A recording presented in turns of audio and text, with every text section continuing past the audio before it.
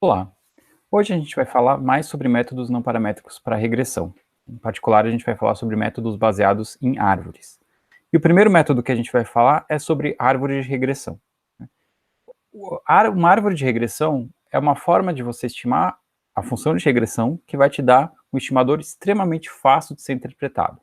Então, para mostrar aqui um exemplo, nesse problema a gente está tentando predizer o salário de uma pessoa com base em informações como idade, anos de estudo.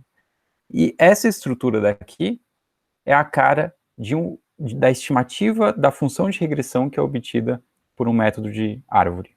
Né? Então, esse daqui é o nosso g de x. Né? Então, vamos interpretar, vamos entender o que isso aqui quer dizer. Né? Então, isso aqui está implicitamente definindo uma função. Então, vamos dizer que chega uma nova pessoa e a gente quer tentar estimar o salário dela. Então, a gente tem lá o vetor x de covariáveis associados a essa pessoa. A maneira da gente entender essa árvore é que a gente começa nessa parte de cima, que é chamada de raiz da árvore, e a gente vê que pergunta que ela está fazendo. Nesse caso, ela está fazendo a pergunta de se a idade da pessoa é menor que 18 anos. Então, a gente vai no vetor aqui de covariáveis da pessoa, olha a idade dela e vê se ela tem menos que 18 anos. Se essa condição é verdadeira, ela tem menos que 18 anos, a gente vai vir por esse caminho daqui. E esse caminho vai me dizer, pronto, você tem aqui a sua estimativa de quanto vale o salário dessa pessoa, deve ser R$500.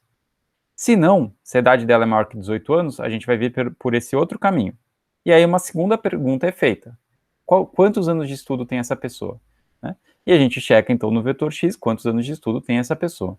Se ele tem menos que 12 anos de estudo, você vem para a esquerda e chega na resposta final. O salário dela deve ser de 1.500. Né? Então, esse daqui é o g de x aplicado nesse indivíduo. Se ela tem mais que 18 anos de estudo, também a gente acabou, e tem aqui a estimativa do salário, que é R$3.000. Então, qual que é a cara da função de predição da árvore? Né? Então, vamos pensar aqui nas covariáveis que a gente tem. Então, ela só está usando duas covariáveis. Então, aqui é anos de estudo.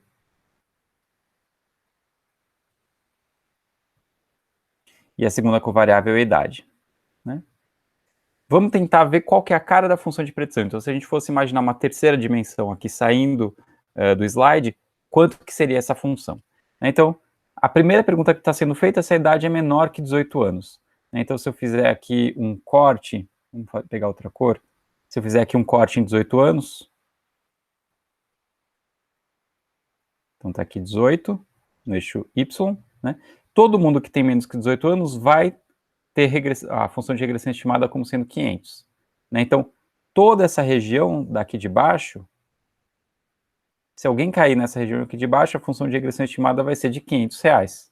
Né? Então, a gente tem uma função que ela é constante nessa região, ela vale 500. O g de x é constante e aqui vale 500. E se a idade for maior que 18? Bom, se a idade for maior que 18, aí eu vou ter que olhar os anos de estudo. Então, se a gente estiver nesse canto daqui, aí eu vou ter que olhar os anos de estudo. Né? Então, vamos marcar aqui qual que vai ser a regressão estimada. Aí eu vou olhar se os anos de estudos têm menos que 12 ou mais que 12. Né? Então, eu vou cortar isso aqui em 12. Né? Então, aqui equivale a 12 anos de estudo. Mas é só essa parte da superfície de cima, dessa região de cima, que ela é cortada. Se a gente vai para a esquerda, se a pessoa tem menos que 12 anos de estudo, né, aí a estimativa da regressão vai ser 1.500. Então, nessa região daqui, a gente tem 1.500. Né? E nessa outra que sobrou, a regressão estimada, vamos colocar de amarelo, a regressão estimada vai ser de 3.000. Tá? Então, aqui a gente tem 3.000.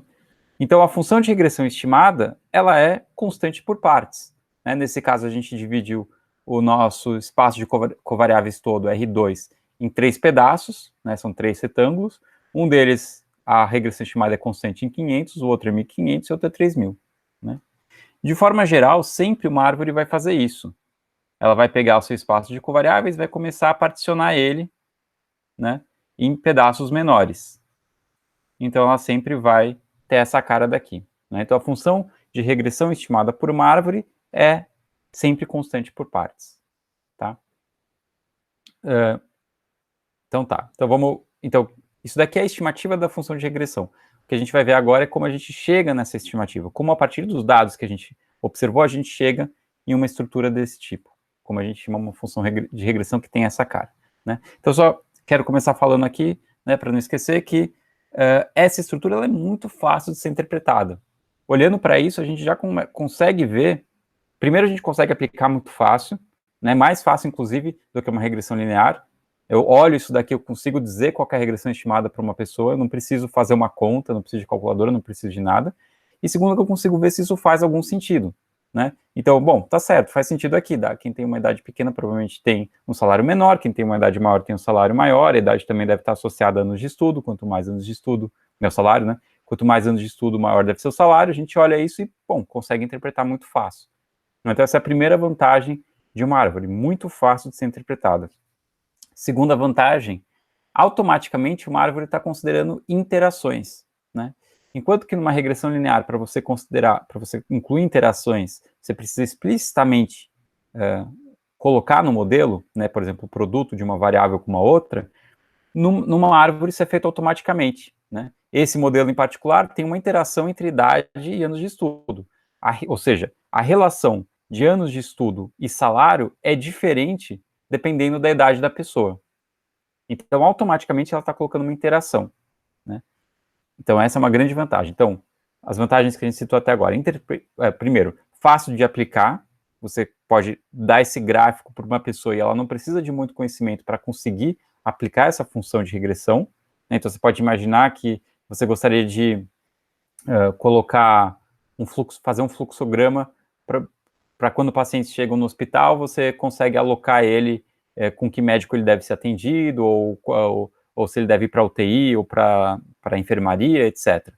É muito fácil você fazer uma árvore, né, e a pessoa que recebe o paciente só olha a árvore e toma a decisão, né, olhando para essa árvore. É muito mais fácil do que se a gente fizesse uma regressão logística para fazer isso, né?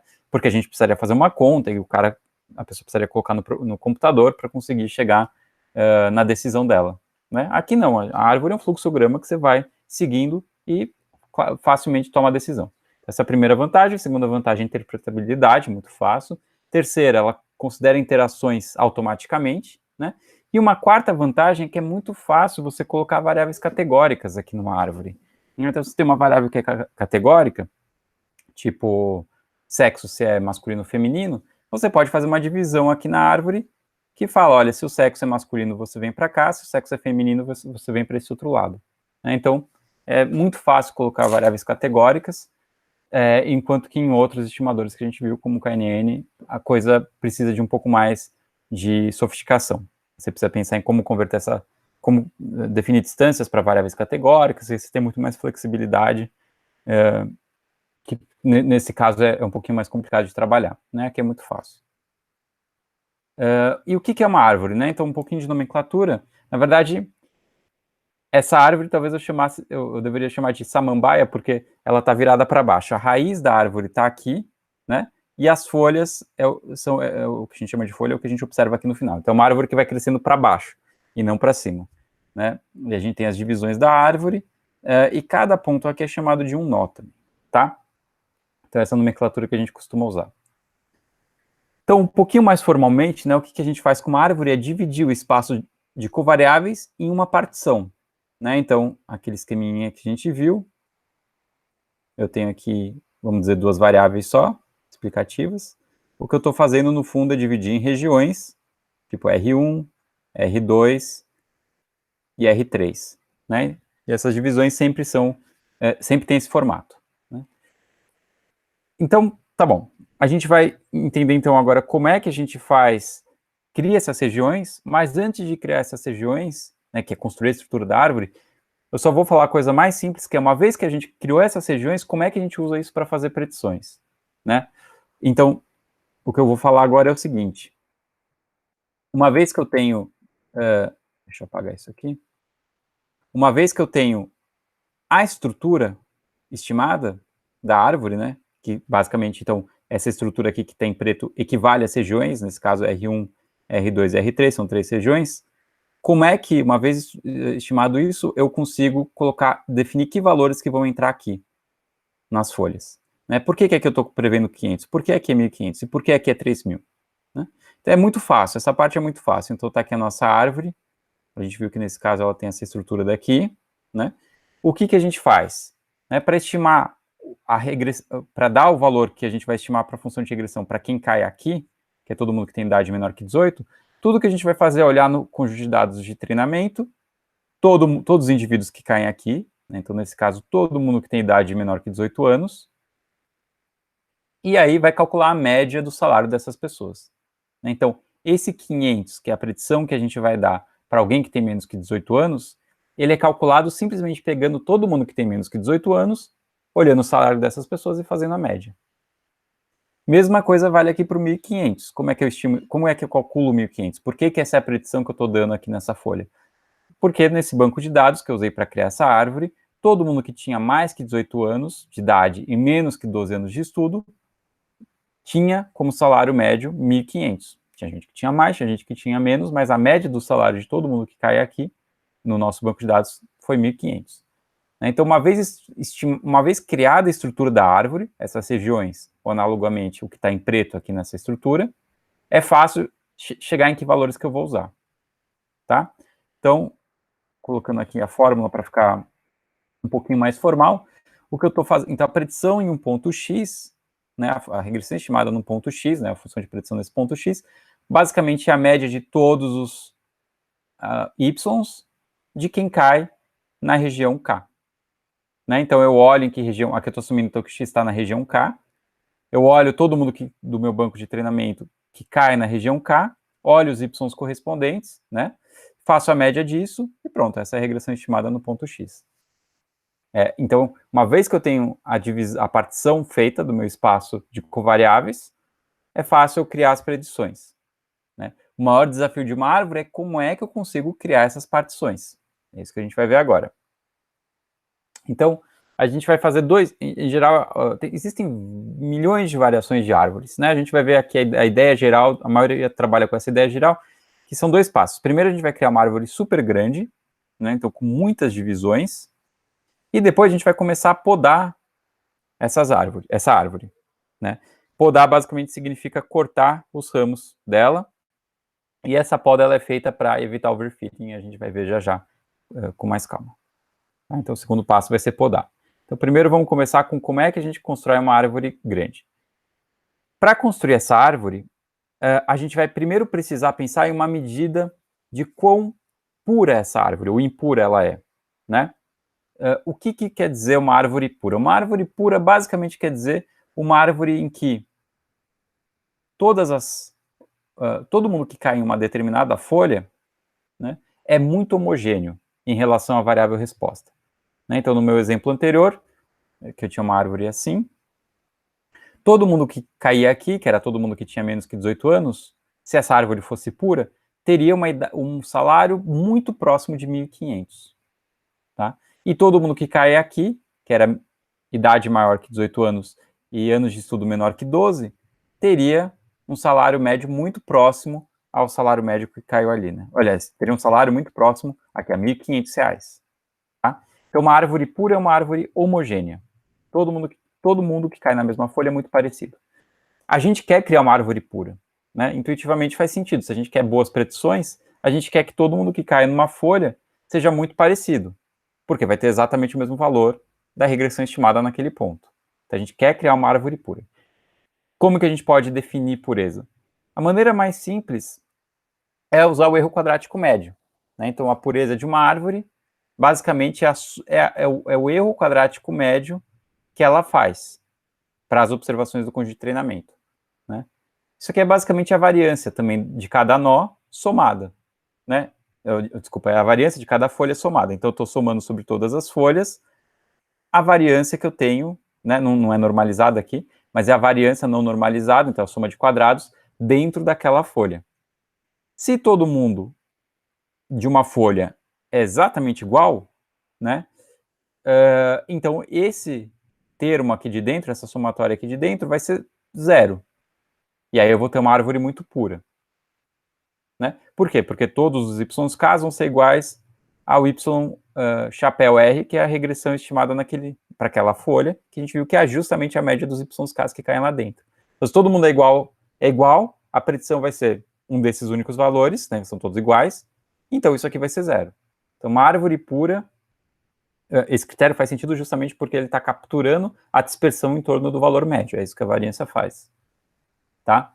Então, resumindo aqui, eu preciso, para construir uma árvore, ter uma medida de pureza. Aqui eu estou olhando a soma é basicamente a soma do erro quadrático, é o erro quadrático, né? E com base nesse erro, eu consigo comparar diferentes árvores, né? Então, se eu tenho duas árvores, então T1 e T2, né?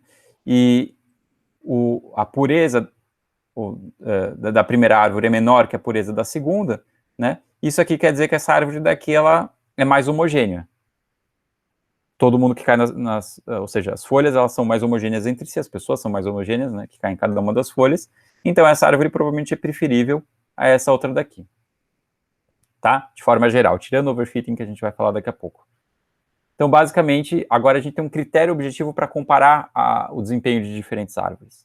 E a gente vai usar esse critério agora para construir a árvore. Então, como é que a gente constrói a árvore? A gente vai construir uma árvore recursivamente.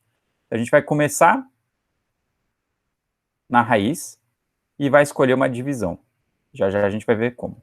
Uma vez que eu escolhi essa divisão, eu não vou mais tirar ela do meu modelo. Eu não vou investigar outras divisões. Uma vez que eu escolhi essa, eu vou usar essa até o final. E aí eu vou procurar a melhor divisão para no segundo passo, que vai ser a melhor divisão aqui, ou então, se eu não quiser colocar aqui, eu vou comparar também com todas as divisões aqui. Né? Vamos dizer que eu escolhi essa daqui que foi a minha melhor divisão. Aí eu vou usar ela para sempre. E assim eu continuo. Parece um pouco forte stepwise que a gente viu anteriormente. Né? Como é que eu faço isso, então, na prática? Então, na prática é o seguinte. Então, só para dar um passo para trás, né? Eu vou fazer essa divisão recursiva porque eu não poderia simplesmente me perguntar qual que é a árvore T que me dá uma pureza pequena, né? Ou uma medida de pureza pequena. Né? É uma pergunta muito difícil. Não tem como você investigar todas as árvores e calcular a medida de pureza de todas elas e encontrar aquela que é a melhor. Não dá. Então a gente vai fazer isso recursivamente, como no forward stepwise é meio que um atalho para você tentar chegar em algo desse tipo, tá? Então vamos ver como é que a gente faz. Então a primeira pergunta que a gente tenta responder quando a gente está construindo essa árvore é a seguinte: qual é a melhor condição 1, né, que eu posso colocar aqui, que vai me levar à melhor árvore que tem só essa divisão? Então eu vou olhar entre todas as árvores que tem essa cara, né, ou seja, uma árvore que tem só duas folhas, qual é a melhor delas? Isso é um pouco mais fácil de fazer, porque escolher a melhor entre essas árvores requer basicamente olhar entre todas as variáveis, x1 até xd, e todos os cortes possíveis que eu posso usar, qual é aquela que vai me dar a árvore que tem o melhor critério de pureza. Isso é mais fácil de fazer, e tem alguns atalhos para a gente fazer isso mais rápido, inclusive. Né? Mas então, aqui nesse meu exemplo, eu precisaria olhar, se eu for colocar a idade nessa primeira divisão, né? A idade menor ou igual que um certo corte, qual que é a melhor idade, qual que é a melhor corte que eu tenho para colocar, né, aqui, ou seja, o corte que vai me levar ao melhor critério de pureza, e se eu fosse colocar anos de estudo, qual que seria também o melhor corte para anos de estudo que eu poderia colocar. E aí eu comparo entre idade e anos de estudo aquela que vai me dar a divisão que dá a melhor pureza. Certo? Então, o primeiro passo da árvore é comparar todos os estimadores que tem uma divisão só, qual é aquele que vai me dar melhor pureza. Isso quer dizer, basicamente, comparar todas as variáveis e cortes possíveis, aquele que vai ser o melhor. Tá? Então, isso é factível. Não é tão difícil quanto olhar entre todas as possíveis árvores, porque eu só estou limitando a árvores que têm uma só divisão. Bom, aí vamos dizer que eu escolhi a condição 1. Uma vez que eu fixei o que eu vou usar aqui, eu vou para a condição 2. Tá?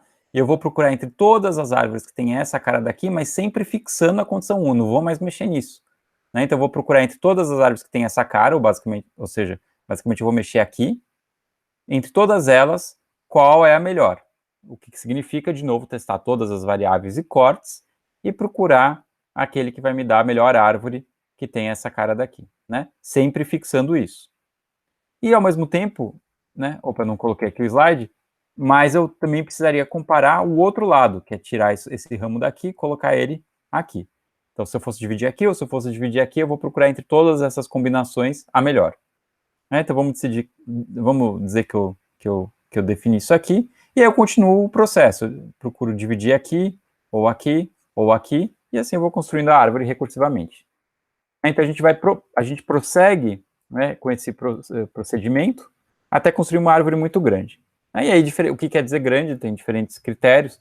Em geral, a maior parte dos programas que fazem isso, eles param de dividir um determinado ramo aqui quando você tem algo como menos que 5 observações. Então, você tem menos que 5 observações que caíram aqui na amostra de treinamento, você já não tenta dividir mais, né? E quando você não conseguir mais dividir nenhum, você para. E tem outros critérios, mas em geral é algo desse tipo. Então, você vai lá e constrói uma árvore super grande. Qual que é o problema de uma árvore grande? Bom, overfitting, né? Se você imaginar um conjunto de dados, sei lá, eu vou colocar xzinho e ponto para definir tipo 0 e 1, né? Qualquer conjunto de dados, você pode imaginar uma árvore ali que vai dividir, vai conseguir fazer uma divisão entre eles perfeitamente bem, né? Então vai ter um erro preditivo 0 para qualquer conjunto de dados que você imagine. Então, se você imaginar uma árvore grande o suficiente, a princípio qualquer conjunto de dados você conseguiria explicar bem com ela. E a gente sabe que isso nem sempre é bom, né? Vai ter um poder preditivo ruim. Então a gente vai podar essa árvore, né? Como é que a gente faz a poda? Então, o jeito também tem diferentes critérios, mas o jeito mais simples é você pegar essa árvore grandona que você construiu e aí começar a tirar um ramo por vez, né? Você pode estabelecer um critério da ordem dos ramos que você vai tirar. Os mais, digamos, profundos você tira primeiro, e você vai vendo, conforme você vai tirando o tamanho, você vai tirando os ramos, como é que varia o erro estimado, né, no conjunto de validação. O nosso procedimento clássico de data splitting, ou validação cruzada. Tá? Então, aqui é o tamanho da árvore, ou a complexidade dela, né? E aqui é o risco estimado. E aí você pode procurar qual que é o tamanho que você tem que deixar no final para ter um erro menor, estimado menor, né? Bom, e aí alguém pode se perguntar, mas por que que eu faço esse procedimento em 2 passos, né? Por que que eu primeiro construo a árvore grande e depois eu podo? Por que que eu não vou só olhando aqui, conforme vai diminuindo o erro, quando ele começar a aumentar, eu paro de continuar crescendo a árvore, né? O que acontece muitas vezes é que é bem frequente ter situações em que você tem uma divisão que piora o erro, né? E depois volta a melhorar, né? Então a curva para uma árvore da validação cruzada, ela não é como costuma ser para o KNN ou para o laço, que é uma coisa suave que desce e depois sobe, né? Numa árvore é comum você ter esses passos de crescimento em que você está piorando, né, no conjunto de validação, e depois você começa a melhorar muito, justamente por conta da estrutura da árvore, que você pode ter alguns cortes que são ruins a princípio, mas é porque você está fazendo esse corte porque o próximo vai ser útil, né? Isso pode acontecer. Então, por isso que esses 2 passos são importantes, né? Então, é bom você realmente crescer bastante a árvore para depois podar ela, tá? Como eu falei, é fácil você adicionar uma variável discreta, né? Muito fácil, uma grande vantagem para árvores, né? Uma outra vantagem que árvores têm é que elas fazem seleção de variáveis automaticamente, né? Então, quando a gente está decidindo que variáveis que vão entrar em cada um dos nós, a gente está automaticamente deixando de fora várias delas. E lembre-se que a gente está decidindo que variáveis que vão entrar aqui, justamente pensando no poder preditivo, né? A gente coloca uma variável no modelo quando ela consegue dividir bem os dados, criar nós puros, folhas puras, né? Então, automaticamente, a gente está fazendo uma espécie de seleção de variáveis. Então, se você tem variáveis que são irrelevantes, essas variáveis não vão ter papel, elas não vão atrapalhar muito o modelo preditivo, né? Diferente do KNN. Então, a gente discutiu que se a gente tem variáveis que não tem nada a ver com a variável resposta, elas vão alterar a distância entre as observações, a distância euclidiana, né? Então, 2 observações podem parecer super diferentes porque elas têm valores de variáveis muito diferentes, mas essas variáveis podem ser irrelevantes. Então, elas parecem diferentes, mas elas deveriam ser consideradas iguais. A árvore não tem isso, né? Porque ela está fazendo a seleção de variáveis. Então, ela é muito robusta às situações em que você tem variáveis que são irrelevantes, que não são importantes para o problema de predição. Essa é uma vantagem, quando a gente falar de maldição da dimensionalidade, a gente vai tentar formalizar isso um pouquinho melhor. Tá? Então vamos ver um exemplo aqui no R, né, de árvores na prática. Então vamos pegar o exemplo da Amazon, que a gente está trabalhando ao longo dessas aulas, e eu vou usar essa função rpart, né, para fazer o ajuste das árvores. Então, eu vou pegar o conjunto de dados que eu tinha como uma matriz, eu converti para um data frame, coloquei tudo numa coisa só, que é o formato que eu preciso para a função rpart. Eu vou aplicar a função rpart, que a gente declara como um LM, né? Tá aqui. É super rápido, é relativamente rápido, né? Apesar de você ter muitas variáveis. E aí, para plotar a árvore, né? Para fazer a árvore, tem essa função do rpart.plot, ela faz a árvore aqui. Eu já vou interpretar isso aqui junto, né? Mas primeiro eu vou podar essa árvore. Então aqui eu usei esse critério que é chamado de CP, tem vários critérios que podem ser usados para podar ela, né? Daí eu vou usar a função prune para dizer qual que é o tamanho. Então, CP é basicamente a medida de complexidade da árvore. Eu usei aqui, está aqui o melhor CP, e eu falo, olha, eu quero pegar essa árvore daqui e podar ela segundo esse critério. E eu vou conseguir uma árvore um pouquinho menor, nesse caso não fez tanta diferença. Então, vamos interpretar essa árvore. Eu gosto dessa função rpart, porque ela dá informações intermediárias que são muito úteis, né? Então, lembrando que nesse problema que eu estou querendo fazer é predizer a nota que um usuário deu para um review da Amazon com base nas palavras que aparecem lá. Essa função, ela começa aqui mostrando dois valores, do jeito que eu escolhi. Na verdade, tem vários, você pode mudar aqui o type, tem vários tipos de árvore, tipos de plots que ele pode fazer. Mas essa daqui, o que ele faz é, primeiro, ele vai... Então, deixa eu começar aqui embaixo. 100% quer dizer, basicamente, que 100% das observações caem nesse critério, claro, porque é o primeiro critério, eu ainda não fiz nenhuma divisão. E a 4.1 é a nota média que os usuários deram na Amazon inteira, eu não fiz nenhuma divisão. Então a gente já tem uma informação aqui, né? Aí eu vou fazer a primeira divisão. A primeira divisão que ele escolheu foi olhar se tem a palavra not ou não, né? Se tem a palavra não ou não, certo? Se tem a palavra não, você vem para cá. Se tem not, você vem para cá. E aí, olha só, a predição média diminuiu, né? Então, o indivíduo que eu nem olho as covariáveis, eu iria predizer ele com 4.1. Agora, se alguém me fala, olha, tem a palavra, ele disse not no comentário dele, cai um pouquinho a predição, 3.7. Faz sentido, porque not, em geral, quando um review tem a palavra not, é porque ele é negativo. Agora, se não tem a palavra not, então se a frequência de not é menor que 50%, ou seja, o not lembrando que é uma variável binária, né, que eu estou fazendo bag of words com a representação binária, se é menor que meio quer dizer que é zero, né, porque ele é 0 ou 1. Então, se ele é menor que meio, se não aparecer a palavra not, quer dizer, aí a minha predição média vai ser 4.4, tá? Então, aumenta. Então, se tem not ou não, faz uma grande diferença, né, no review. E aqui a gente pode ver também que 37% das resenhas tem a palavra not e 63% não tem a palavra not. Então, já vai me dando muita informação isso daqui, né? Vamos vir para cá. Então, o cara não falou not, não tem not no review dele, mas tem bad, né? Ruim. Se tem bad, aí olha só, a predição, a nota média cai para 2.9. Então, se você tem um review que não tem a palavra not, mas tem a palavra bad, a predição que uma árvore vai fazer para qual é a nota que esse usuário deu é de 2.9. Né? Mas só 2% dos reviews caem nessa categoria. E se não tivesse bad, né, aí já seria uma nota, não mudou muito, 4.4. Tá? Provavelmente, certamente é um pouquinho maior que 4.4, tem uma aproximação aqui. Né? E assim por diante. Então, daí posso olhar aqui, ó, teve a palavra not e não teve a palavra great, bom, cai ainda mais, 3.6. Né? E por aí vai. Né? E note que variáveis podem repetir, né? Aliás, agora eu estou olhando aqui not maior que 2.5, né? A gente não usou a representação binária, a gente usou a representação de frequência. A gente na matriz de documento termo, a gente calculou ali o número de vezes que cada palavra aparecia em cada texto. Né? Por isso que aqui a palavra nota aparece maior que 2,5, quer dizer que ela apareceu pelo menos 3 vezes.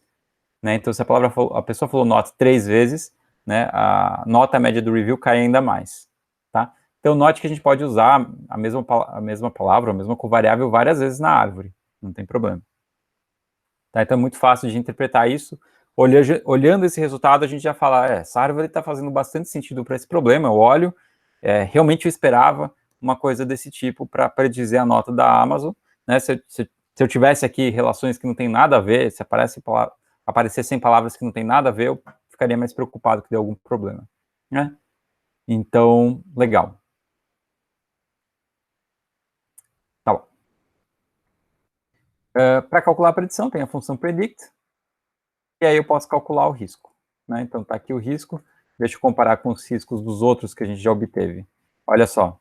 Então, a gente já tinha ajustado em aulas anteriores mínimos quadrados, laço, KNN, né? E agora veio árvores. Árvores foi o pior dos modelos, né? Então, poder preditivo muito pior até do que um mínimos quadrados simples, né? Por quê? Árvores frequentemente são simples demais para ter um poder preditivo alto, né? Porque basicamente você tem funções que são constantes por partes, em geral a dimensão dela não é muito grande, né? A profundidade dela não é muito grande, então ela está dando basicamente a mesma predição para um monte de gente. Então a árvore em si, essa árvore desse jeito, em geral ela não tem um bom poder preditivo. Mas dependendo da aplicação, ok, né? Às vezes vale você ter um classificador aí muito fácil de ser interpretado e fácil de ser aplicado. Tá? Bom, então, isso que a gente tem sobre árvores. Agora a gente vai falar sobre uma outra classe de estimadores, que são bags em florestas aleatórias, que fazem uso de árvores também. E a motivação deles é a seguinte: bom, a gente viu que árvores, então, têm um poder preditivo muito ruim, né? E a gente vai ver, então, como a gente pode usar árvores para melhorar o poder preditivo, para ter um classificador, uma função de predição, que tem um poder preditivo mais alto. Para isso, a gente vai começar com um resultado teórico aqui, só para motivar um pouquinho tanto bag quanto florestas. Então, vamos imaginar que a gente tem duas funções de predição para y. Eu estou chamando de G1 e G2. G1 pode ter sido obtido com uma árvore, G2 pode ser uma regressão linear, não importa, a gente está sendo aqui agnóstico a como eles foram construídos, mas tem duas funções de predição. A gente poderia se perguntar, será que eu consigo combinar o G1 e G2 para conseguir um terceiro G que seja ainda melhor que eles? Né? E, sob certas condições, sim. Então, a gente vai fazer suposições super fortes aqui, que em geral não valem, mas elas são importantes para motivar o que a gente vai falar daqui a pouquinho. Então, vamos assumir que G1 e G2 são não correlacionados, certo? Então, eles, digamos, têm pouca redundância entre si, que eles são não viesados, né? Então, não viesados aqui basicamente quer dizer que o valor esperado de G de X é basicamente o próprio Y que a gente está querendo estimar, e que eles têm a mesma variância. Essa suposição aqui, na verdade, não é muito importante, é só para facilitar as contas, mas essas duas são importantes porque a gente vai para o resultado que a gente vai colocar aqui. E o resultado é o seguinte: se essas suposições são satisfeitas, então a função de predição, que consiste em você fazer a média de G1 e G2, então você pega a predição da primeira função de predição, do primeiro G, né? Então vamos dizer que o primeiro G previu que a nota média era 4.1, né? O segundo G previu que a nota média, o primeiro G previu que a nota que o usuário deu para aquela resenha é 4.1. O segundo G previu que a nota que o usuário deu para aquela resenha é 3.8. Então, essa predição daqui, o classificador que faz isso, pega a média das duas, ele tem um risco menor do que o risco de cada classificador individual, né? Então, o que esse resultado diz é que, sob essas condições, vale a pena você combinar essas predições, né? Mas, de novo, são condições super fortes, né? Não viesado e não correlacionado, né? Primeiro que, em geral, existe uma correlação entre as funções de predição, né? Elas foram feitas para capturar a mesma coisa, então é natural que elas sejam correlacionadas. E segundo, não viesado, a gente já viu que não viesado, em geral, não é legal. A maior parte dos estimadores estão propositalmente viesando o método para melhorar o poder preditivo. Tá? Qual que vai ser a ideia? Qual que é a ideia de bagging? Então, que é uma ideia muito, muito inteligente.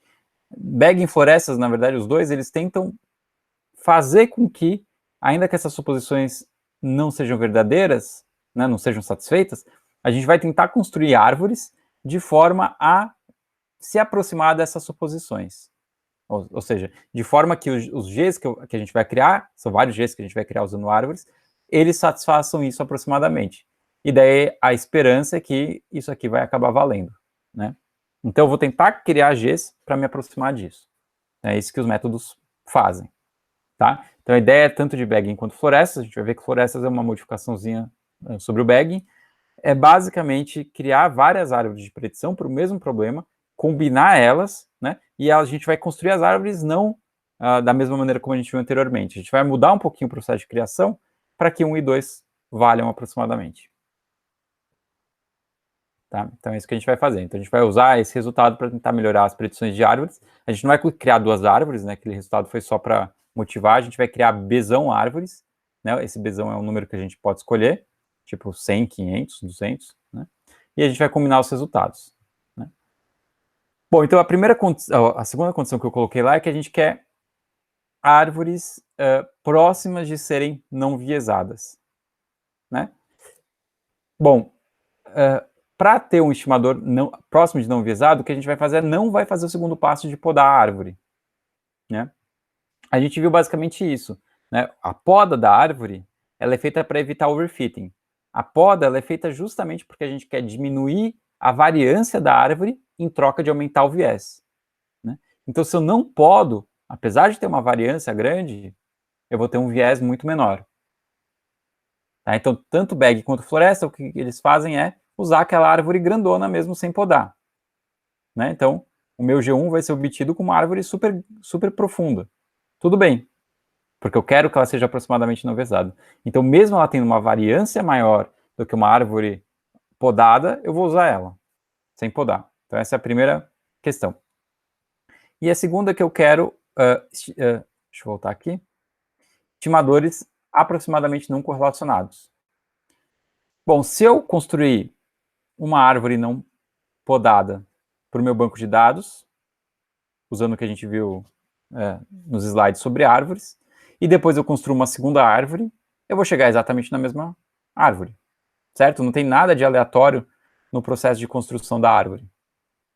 Então, elas vão ser exatamente o oposto de não correlacionadas, elas vão ser perfeitamente correlacionadas. G1 vai ser igual a G2 e o G vai ser o próprio G1 e o próprio G2. Então, eu preciso que elas diminuam essa correlação, né? Senão não faz nem sentido pensar nesse procedimento. Então, o que o bagging faz? O bagging, ao invés de construir cada uma das árvores com a amostra original, ele constrói cada uma das árvores com uma amostra bootstrap da amostra original. Tá? Então, aqui. A ideia é a gente criar Bzão amostras bootstrap da amostra original, né? Só para lembrar o que é uma amostra bootstrap. Uma amostra bootstrap é uma amostra do mesmo tamanho do meu conjunto de dados, mas que ela é retirada com reposição da amostra original. Então, ela poderia ter, por exemplo, o primeiro indivíduo, depois o primeiro indivíduo de novo, depois o terceiro, depois o quinto, depois o quinto, depois o quinto de novo, depois o sétimo e assim por diante, né? Mas ela tem que ter N indivíduos, né? Então, eu vou construir essa amostra com reposição da amostra original, tamanho N também, e aí vou criar árvore usando o procedimento que a gente viu de construção de árvores, só que sem podar. Isso aqui vai me dar o G1. Depois eu pego uma nova amostra bootstrap, G2. Uma nova amostra bootstrap, G3. Até que no final eu vou ter Bzão árvores construídas, nenhuma delas podadas, cada uma feita com um conjunto de dados um pouquinho diferente, né? Como os conjuntos de dados que eu usei são um pouquinho diferentes, as árvores vão ser um pouquinho diferentes. E aí quando eu faço... E daí como é que eu combino elas? Eu simplesmente faço a média das predições. Tá? Então eu pego a média da predição dada por cada uma dessas árvores, e aí eu combino todo mundo, tem uma predição única para todas, né? Então essa é a ideia do bagging, né? E o bagging melhora muito o desempenho de árvores, tá? Ele realmente ele melhora muito o poder preditivo. Qual que é o lado negativo? É muito mais difícil de interpretar. Agora eu tenho, primeiro, cada árvore é mais difícil de interpretar, porque elas não são podadas, né? Então você não pode ir muito longe na árvore, você começa a esquecer quais eram as regras iniciais, não adianta, né? Então é mais difícil de interpretar. Cada árvore, imagina então combinar tudo isso, né? E segundo, é mais difícil de eu aplicar, não consigo mais fazer um fluxograma para alguém ir lá e conseguir dizer qual é a predição, eu preciso de um computador para conseguir fazer isso, tá? Mas ela tem um poder preditivo muito maior, tá? Então a gente pede a interpretação, né? Mas existe uma medida de importância para cada covariável que a gente pode usar que dá alguma ideia sobre o que está acontecendo, né? Deixa eu explicar qual é a ideia dessa medida. Né? Então, vamos pensar em uma árvore por enquanto, não vamos pensar no conjunto de árvores, no bagging. Tá? Vamos pensar que a gente tem uma árvore só. Quando a gente vai construindo a árvore, lembrando que o primeiro passo é escolher que variável e que corte a gente vai usar aqui. Né? Então, nosso exemplo primeiro, a variável que a gente acabou usando foi idade. Antes de colocar essa variável, a gente tinha uma medida de pureza da árvore. Né? Sei lá, vamos dizer que era 8. Depois que eu coloquei essa variável, essa medida de pureza necessariamente diminui. Né? Ela é basicamente a variância, a soma, na verdade, dos erros quadráticos, ele só pode diminuir se eu fizer uma divisão. Né? Então, vamos dizer que ele foi de 8, ele passou para, sei lá, 6. Né? Então, uma medida de importância que eu poderia atribuir a essa variável idade é 2, que é essa diferença entre 8 e 6. Se ela é muito importante, essa variável, quando eu faço a divisão, quer dizer que o erro dela, o erro quadrático vai diminuir muito. Se é uma variável que não tem importância, eu fazer ou não fazer a divisão não vai mudar muito o poder preditivo da árvore. Né?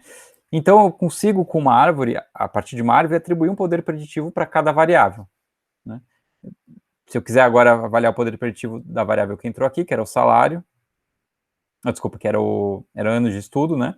Mesma coisa. Quando eu estava nesse ponto, a árvore tinha um certo poder preditivo. Quando eu fiz essa divisão, o poder preditivo melhorou. Eu olho essa diferença e isso é uma medida de importância que eu posso dar para essa variável ano de estudo. Se eu continuasse, né, construindo essa árvore, vamos dizer que idade entrasse de novo aqui, eu poderia, para idade, somar o poder preditivo que eu consigo aqui, a melhora aqui, com o que eu já tinha. Né? Então, se uma variável entra várias vezes na árvore, para definir o poder preditivo, ou a importância dessa variável, eu simplesmente somo o quanto eu fui ganhando de poder preditivo em cada vez que ela foi incluída no modelo. Né? Então, é muito fácil. Então, essa é uma medida muito fácil de ser calculada de importância da variável. Se ela é grande, quer dizer que a variável é importante. Se ela é pequena, essa variável não é muito importante. Né? E aí, como eu posso fazer para florestas? Basta eu somar, para bagging. Basta eu somar a importância que eu vou ter de cada variável para cada árvore. Né? Então, a primeira árvore vai me dar uma importância para a idade. A segunda árvore dá outra medida de importância porque ela foi usada de uma maneira diferente. E assim por diante. Então, se eu somar isso, ou fizer a média, né, equivalente, eu vou ter uma medida de importância global para a variável idade. Então, é assim que eu posso construir. Essa é uma forma de eu construir uma medida de importância para variáveis. Existem outras. Né? Essa é a mais simples. Então, eu tenho uma medida de importância que me ajuda a ter alguma ideia sobre o que o modelo está fazendo. Né? Essa medida tem alguns problemas, etc. Quando a gente falar de Explainable ML, a gente vai falar um pouquinho sobre isso. Mas ela já dá algum insight sobre o modelo. Tá? E florestas? O que é florestas? Florestas é muito parecido com uma árvore. Mas o que ela tenta fazer é diminuir um pouco mais a correlação entre as diferentes árvores que a gente... Desculpa, florestas é muito parecido com bagging. Mas o que ela tenta fazer é mudar um pouquinho o critério de construção de árvores para diminuir a correlação entre elas. Né? Então, lembrando o bagging, o que ele faz é construir as diferentes árvores usando amostras bootstrap. Né? Então, você vai conseguir diferentes árvores, cada um com uma amostra um pouquinho diferente. O que a floresta faz é que, além de usar uma amostra diferente para construir cada uma das árvores, quando a gente vai escolher que variável que vai entrar em uma determinada divisão, a gente não se permite olhar para todas as variáveis e todos os cortes. A gente vai sortear, vamos dizer, M das D variáveis, né? Então, tinha 100 variáveis, vamos dizer, no meu exemplo, e eu vou sortear, por exemplo, 10 entre elas, e eu só vou poder olhar qual é a melhor entre essas 10. Tá? Assim eu vou forçar que as árvores sejam diferentes, porque a primeira árvore vai olhar para algumas variáveis no primeiro corte, a segunda vai olhar para variáveis provavelmente diferentes, e a terceira para variáveis diferentes. Então, elas vão naturalmente ser diferentes. Tá? Então, ela coloca um processo aleatório a mais na construção, que é quais variáveis que ela pode olhar. Bom, então ela vai olhar para um conjunto de 10 variáveis, vai escolher a melhor entre essas 10 e não mais entre as 100, e o resto continua igual. Uma vez que você fez a divisão, ela vai ficar, e aí você vai continuar isso recursivamente. Mas toda vez que você for procurar que variável vai entrar em uma divisão, você vai sortear M entre as D variáveis originais para escolher aqui. Então, toda vez você vai sortear m variáveis do conjunto de d variáveis, e só essas que você vai poder olhar para fazer cada uma das divisões. Então, sempre tem esse processo aleatório aí adicionado, tá? E esses processos, em geral, são independentes, né? Quais você olhou para cá não vão influenciar quais você olhou na segunda divisão e assim por diante. Você sempre sorteia 10, olha entre eles, sorteia outros 10, que podem ter repetição, né? Olha entre eles e assim por diante. E aí você consegue diminuir a correlação entre as árvores. Então, essa é a divisão. Então, para criar cada nó, você só pode escolher uma entre as m covariáveis, né? Esse m aqui ele pode ser escolhido por validação cruzada, né? Tem algumas escolhas default que já vem no R. Tá? Vamos então voltar no exemplo da Amazon e ver como é que isso fica.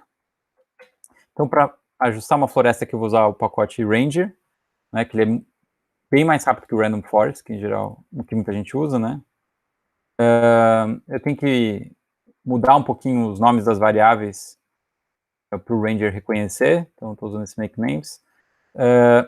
E aí eu declaro aqui a função do mesmo jeito que um LM, e eu vou pedir aqui para ele retornar a medida de importância de cada variável.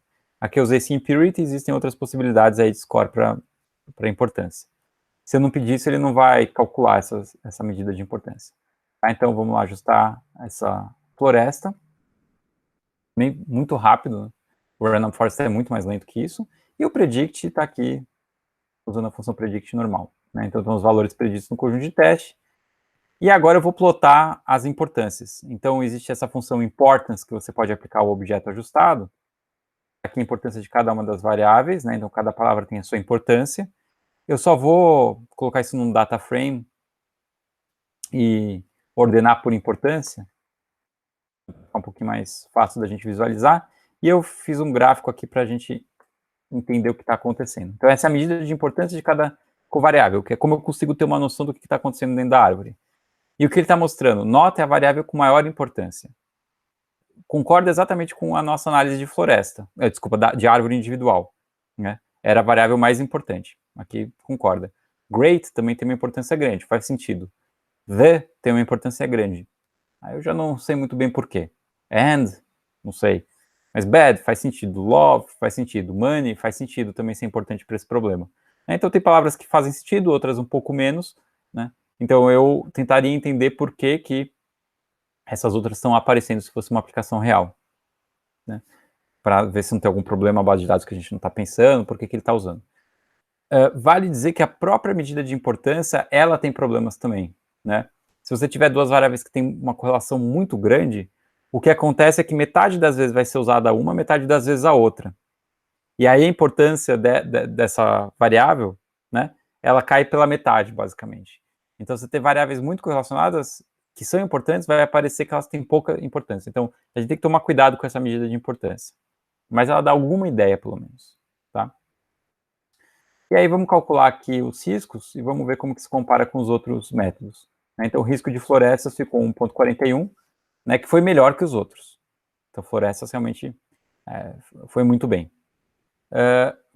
Eu não estou calculando aqui o erro padrão dessas estimativas, em geral vale a pena ter o erro padrão, mas como o meu conjunto de teste é grande, né, certamente o erro padrão, se fosse fazer um teste formal ou comparar com o tamanho de intervalo de confiança, floresta seria melhor que os outros estimadores. Tá? E florestas, assim, é um dos melhores estimadores out of bag, assim, que você pega do jeito que está implementado e roda no seu modelo. Né? É claro que se você tentar fazer melhorias no banco de dados e feature engineering, né, tentar pensar em como representar as suas covariáveis, você consegue melhorar muito isso. Mas se você for pegar o banco de dados e aplicar vários métodos em cima dele, florestas costumam ser um dos melhores. Né? Beleza. Eu não implementei aqui bagging, mas se a gente quisesse colocar o bagging, bastaria usar o Ranger, mudando aqui uma das entradas, que é o mtry, que é o número de divisões que eu posso escolher, desculpa, o número de variáveis que eu posso olhar dentro de cada divisão. Então, se eu colocar o mtry como sendo justamente o número de variáveis do meu modelo, eu vou cair exatamente no bagging. Eu posso olhar para todo mundo para fazer cada uma das divisões. Aqui ele escolhe um outro valor de mtry, se não me engano, é o número de variáveis sobre 3, mas você poderia pensar ainda em otimizar a floresta, né, fazer tipo uma validação cruzada para escolher esse M-try. Você pode encarar isso como sendo um tuning parameter também. Tá? Obrigado.